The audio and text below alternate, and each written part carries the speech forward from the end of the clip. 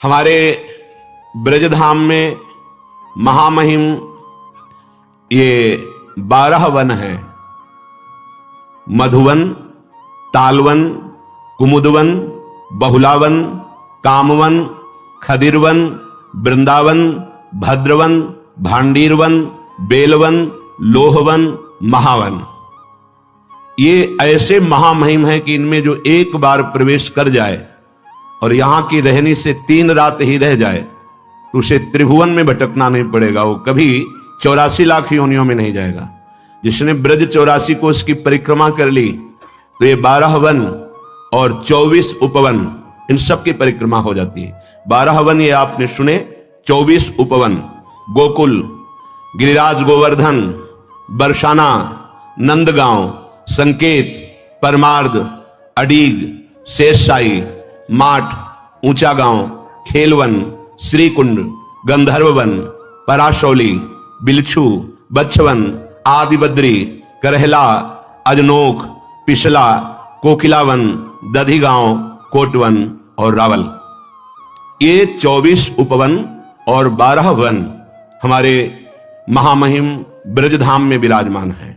सबका मुकुटमणि, ये समस्त तीर्थों का मुकुट है ब्रज 84 कोष, और इसका मणि है श्री वृंदावन धाम। बड़ी कृपा है जिनको श्री धाम आने को मिला और महिमा सुनकर प्यारे जू का नाम जपने लगे, चरण सेवा की भावना जागृत हुई। मानसी गंगा का आचमन कर लिया, राधा कुंड का आचमन कर लिया, मानसरोवर का आचमन किया, गिरिराज जी की परिक्रमा दी, वृंदावन की परिक्रमा दी, बरसाने की परिक्रमा दी, महारानी लाडली जू महाराज का दर्शन किया। अब तुम्हें नरक नहीं जाना पड़ेगा, तुम्हें 84 लाख योनियों में भ्रमण नहीं करना पड़ेगा। और कहीं सौभाग्य मिल गया कि जीवन में एक बार पद यात्रा करते हुए 84 कोष की, ये गाड़ियों से दर्शन करना अलग बात है, लेकिन जो पद यात्रा है बहुत बड़ी महिमा, बहुत बड़ी महिमा। यहां की समानता तीर्थराज प्रयाग भी नहीं कर सकते। वो आके यहां खुद घुटने टेकते हैं, यहां की रज में लौटते हैं। इसलिए श्रीपाद कह रहे यहां तो अमृत समुद्र बह रहा है, काहे को भ्रमित हो रहे हो, सुख की लालसा में पापाचरण कर रहे हो। तुम ऐसा समझते हो कि पाप करके धन कमा लेंगे तो सुखी हो जाएंगे, कदापि नहीं। हे भाई, राधा जीवित बंधुम वृंदारण्येन्दुमाश्रय श्यामम, आश्रय ले लो हमारी किशोरी जी के जो जीवन है, प्राण धन है, श्री लाल जी महाराज बड़े करुणामय हैं। अगर इनके चरणों की वंदना कर ली, आश्रय ले ली, तो समस्त दुखों की निवृत्ति हो जाएगी। तो ये जिनके अधीन है, हम उनके चरणों का आश्रय लेने वाले हैं। जाके अधीन सदा ही सांवरो, यह ब्रज को शिरताज। फिर यहां श्रीपाद करे, राधा जीवन बंधु श्री लाल जी का आश्रय ले लो, तभी तुम जान पाओगे लाडली जी को। लाल रंगीलो गाइए ताते प्रीति रंगीली पाइए। जिस पर श्री कृष्ण अत्यंत प्रसन्न है उसे राधा नाम जपने का सौभाग्य मिलता है। उपासक को अप्राप्ति की प्राप्ति की चिंता नहीं करनी चाहिए और प्राप्त की रक्षा की चिंता नहीं करनी चाहिए। इसका ठेका भगवान लिए हैं। विश्वास कर लो ना भगवान पर। वो कह रहे हैं अनन्यस चिंतयन्तो माम ये जनाः पर्युपासते तेषां नित्याभियुक्ता नाम योगक्षेमम वहाम्यहम्। कराम्य हम नहीं कहा, वहाम्य हम, मैं स्वयं वहन करता हूं।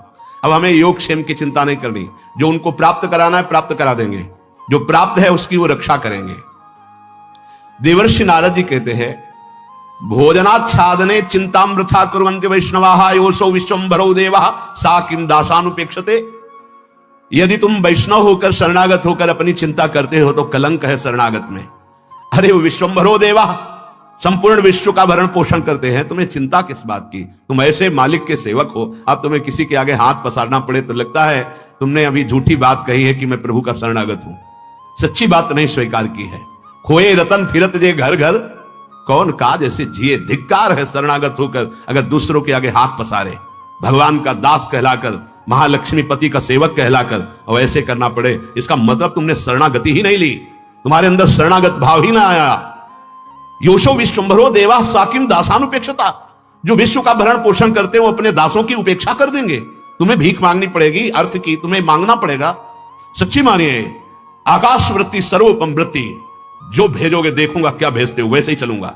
बस कोई चिंता नहीं, ना मांगने की चिंता है, न मोक्ष की चिंता है, न कल्याण की चिंता। कितनी बेपरवाही, बस अपने कर्तव्य का पालन हम कर रहे हैं। कर्तव्य के पालन में फल की भी इच्छा का त्याग करना होता है। यह कर्म फलम त्यजति। ये स्थिति है भक्त की। हमारी जो भी चेष्टाएं हो रही हैं, मैं नहीं करता हूं, मेरे प्रभु करा रहे हैं, तो इनका फल क्या होगा? वो मुस्कुरा दे, बस। मेरी प्रिया जो मुस्कुरा दे, मेरे लाल जो मुस्कुरा दे, बस यही हमारा, और कोई कर्म फल नहीं। और वो मुस्कुरा दिए तो बकाया क्या रह गया? सच्ची मानिए, प्रभु से कभी कुछ नहीं मांगना चाहिए। अगर मांगे तो बस एक ही बात मांगे कि आपके भजन में रुचि हो जाए, सब कुछ मिल जाएगा, सब कुछ। हम मांगेंगे भी तो हमारी हिम्मत नहीं वो मांग सके जो इनसे मांगना चाहिए, हिम्मत नहीं। जैसे एक गरीब आदमी को चक्रवर्ती सम्राट बुलावे और प्रसन्न होकर बोले मांगो, क्या मांगोगे? तो उसकी अपनी स्थिति से मांग आएगी कि 2 भैंस है, 4 परिवार, 1 साल भैंस का चारा दे दो और 1 साल का भोजन दे दो। बड़ी हिम्मत करके मांगेगा कि मैंने बहुत मांग लिया। अगर ये छोड़ दे कि महाराज हम गरीब आदमी क्या मांगना जाने, आप जो चाहो दे दो, तो हो सकता है वो एक नगर का नगर आपको दे दे, हो सकता है आजीवन के लिए वो सारा वैभव दे दे। ऐसे ही चतुर खिलाड़ी भगत वो है जो भगवान के ऊपर छोड़ देता है। क्या चाहिए तुम्हें? प्रहलाद जैसे कहा हमारी आज्ञा है, वरदान मांगो। बोले अवश्य प्रभु, मुझे ये वरदान दीजिए कि मुझे कुछ मांगने की इच्छा ही न रह जाए। आज्ञा पालन भी हो गया और अपने हृदय की भी बात कह दी। सुतीक्ष्ण जी से कहा वरदान मांगो। बोले प्रभु हमें आता ही नहीं मांगना, अब आपको जो अच्छा लगे दे दो ना। नरसिंह जी से कहा वरदान मांगो। बोले प्रभु मुझे कुछ अच्छा ही नहीं लगता, आपको जो अच्छा लगे वो कर दो। तो पहुंचा दिया सीधे रास विलास में। बैठ गए सुतीक्ष्ण जी के हृदय में सिया राम जी सदा सदा के लिए। फिर क्या कमी, जाके राम धनी वाके कौन कमी। हमको प्रभु से मांगना भी नहीं आता। अगर मांगे तो सिर्फ एक बात मांगे, जैसा हमारे यहां संध्या में गाया जाता है, बिसरी हो ना बिसारी हो यही दान मोहि देव। मैं आपको भूलू नहीं और आप भी कभी कभी याद कर लें कि आपका एक अधम दास है प्रभु, बस इतना ही चाहिए। इससे बड़ी चतुराई और कोई नहीं अगर ये मांग ले तो। काकभूषुंड जी को ज्ञान विज्ञान वैराग्य सब कुछ प्रदान किया। काकभूषुंड जी एक एक शब्द पर बड़ा ध्यान दे रहे थे, पर भगवान ने अपनी अविरल भक्ति का शब्द भी उच्चारण नहीं किया। काकभूषुंड जी ने कहा प्रभु आपको जो अच्छा लगा तो आपने दे दिया, लेकिन आपको यह भी चाहिए कि मेरे से पूछना चाहिए कि तुम्हें क्या अच्छा लगता है। आपने जो जो कहा प्रभु मुझे नहीं चाहिए। नहीं तुम्हें चाहिए क्या? बस आपका नाम जपते हुए आंसू बहाते हुए आपकी अविरल चिंतन में डूब जाऊं।